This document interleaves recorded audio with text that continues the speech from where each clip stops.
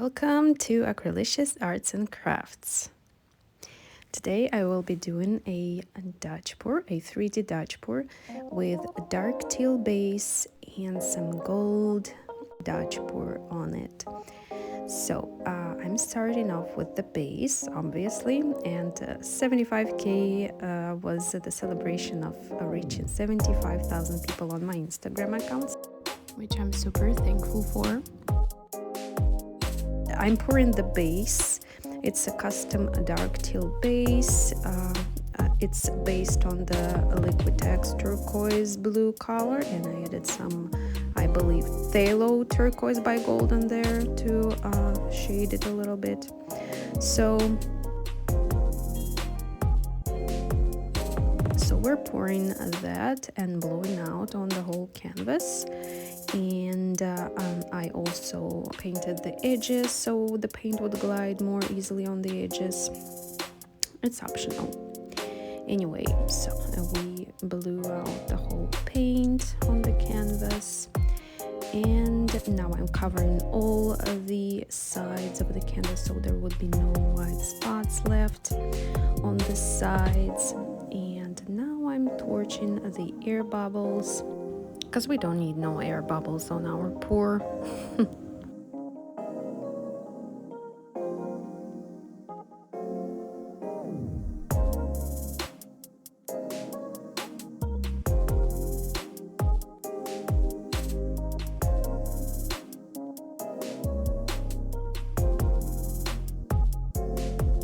So now I'm getting to the Dutch pour itself. And I'm starting off with the gold by FolkArt Treasure Gold collection.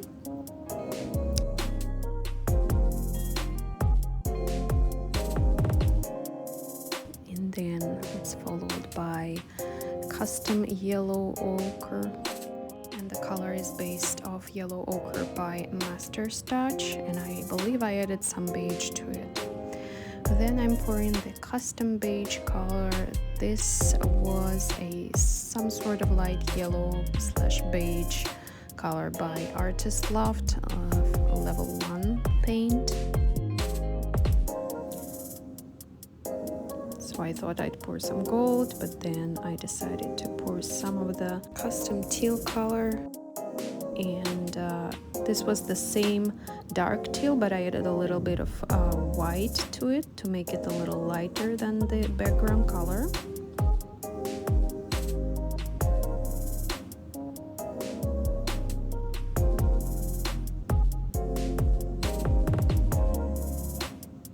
Now I'm gonna add more gold so we could have some awesome cell action on the pour. And some titanium white by Arteza. All of the paints are mixed with American Floetrol. The proportions are 1 part paint, 2 parts Floetrol, and about 1 part water. Well, depending on the paint, usually you need either more water or a little less water. You gotta always check the consistency of the paint and make sure it's all the same somewhere on a test piece of paper or an old canvas. That's what I usually do. So we're pouring a little bit of the background color more around the colors, so we would flood the colors a little bit.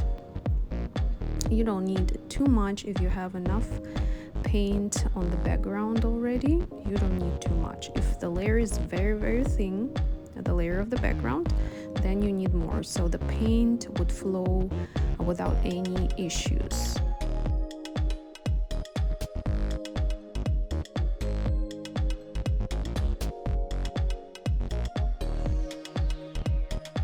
So I'm gonna flood the colors just a little bit, not too much.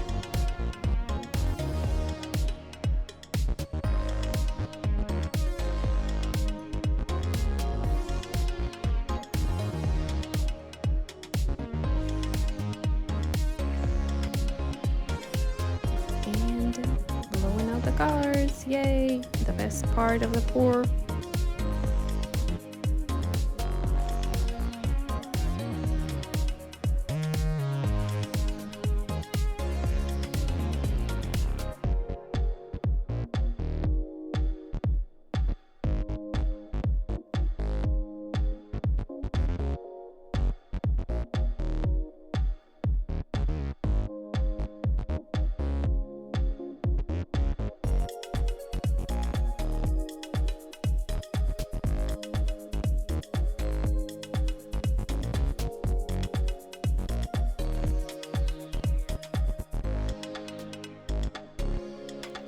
can already see some cells forming on the Dutch petals, as I call them. I'm not sure what the other artists call them, but I call them petals, Dutch petals.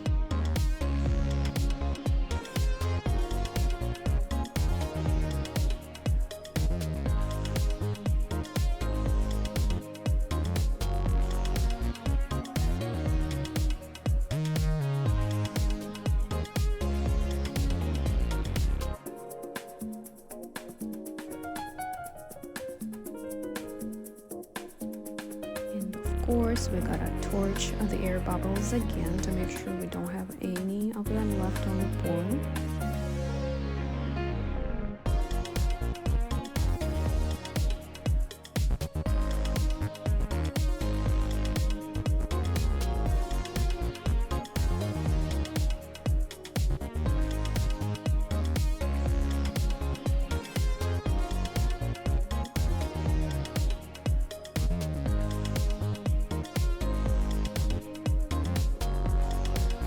Now all we gotta do is wait for the Dutch pour to dry.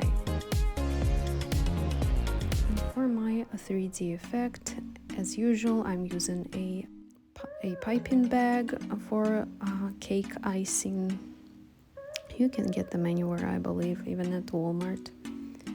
And I'm just squeezing out those little balls of gel, which is Supernova gel by Nova Color. And this is like a heavy gloss gel. I didn't add anything to it this time, but in the future project I will be adding some things to it, so please consider subscribing and staying tuned for more projects. And I'm using my palette knife. I'm not sure how this shape is called. It's like a super flat spoon.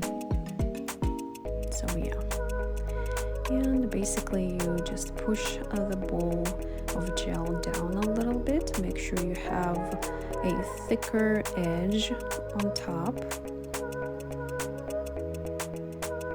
and just enjoy the process. It's gonna take some time, but honestly this is my favorite part of making a 3D Dutch pour. It's really relaxing, therapeutic. I usually turn on some either meditative music or something very pleasant to listen to, and just enjoy the process.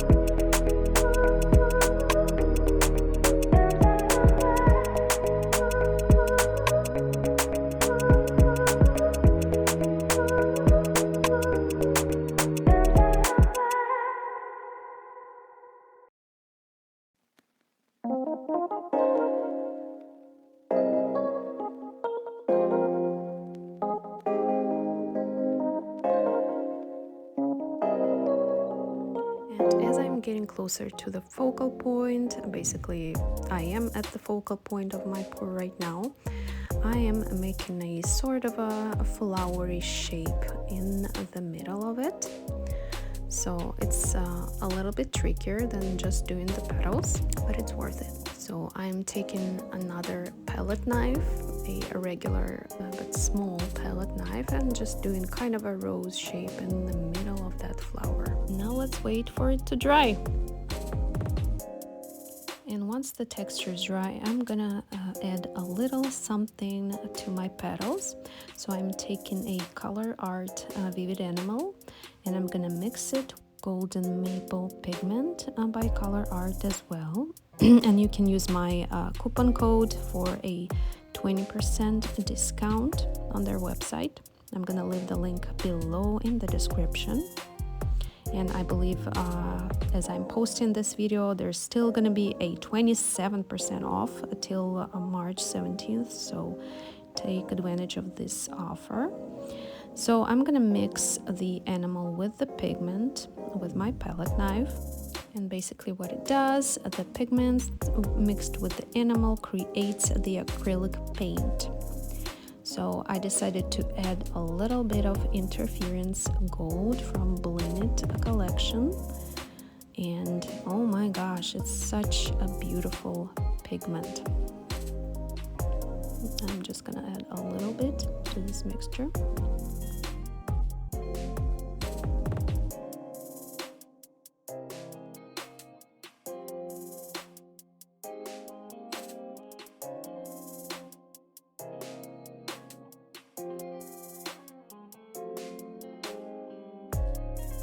So first I thought I would just put some paint on the edges of the petals, but it wouldn't stay just on the edges. So I decided to just paint some petals, not all of them, with this mixed paint. First I used my finger to do that, but that didn't work really well, to be honest, and I decided to just use a brush for this purpose.